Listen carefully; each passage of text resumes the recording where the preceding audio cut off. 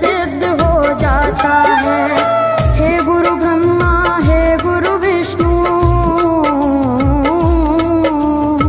हे गुरु ब्रह्मा, हे गुरु विष्णु, हे शंकर भगवान आपके चरणों में।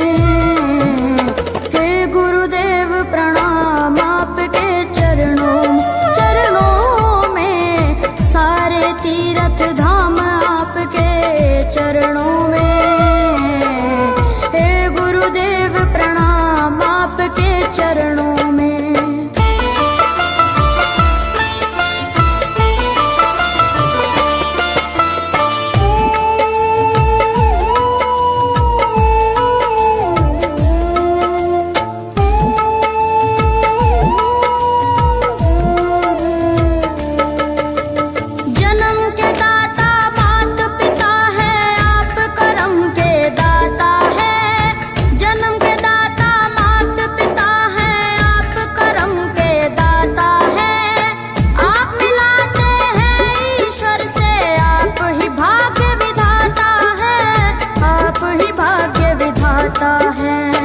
दुखिया मन को, रोगी तन को,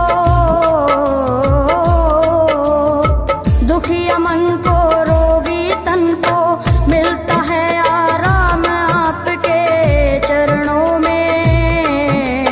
हे गुरुदेव प्रणाम आपके चरणों में, सारे तीर्थ धाम आपके चरणों में। गुरुदेव प्रणाम आपके चरणों में।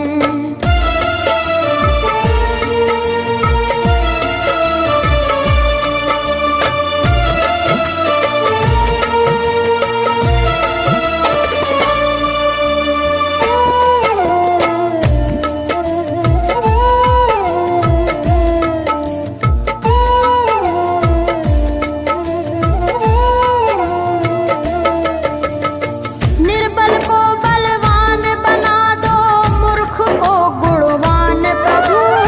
निर्बल को बलवान बना दो, मूर्ख को गुणवान प्रभु।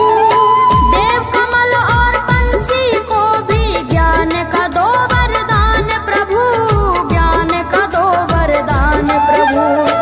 हे महादानी, हे महाज्ञानी,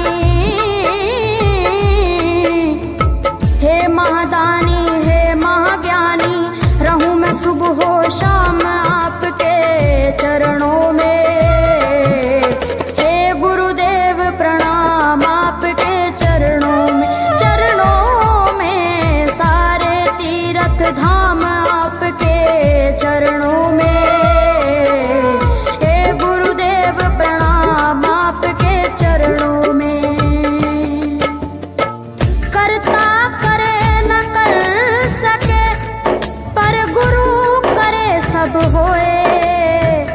सातों दीपानों खंड में गुरु से बड़ा न कोई,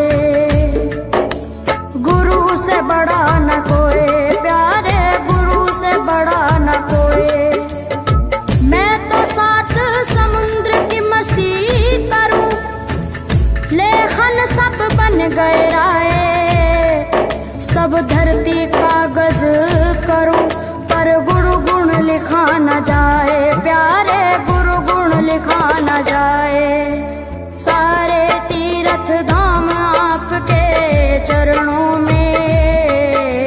हे गुरुदेव प्रणाम आपके चरणों में, सारे तीर्थ धाम आपके चरणों में। प्रणाम आपके चरणों में। मेरे बाबा है, मेरे बाबा,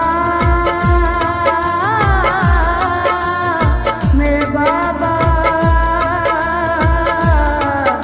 मेरे बाबा,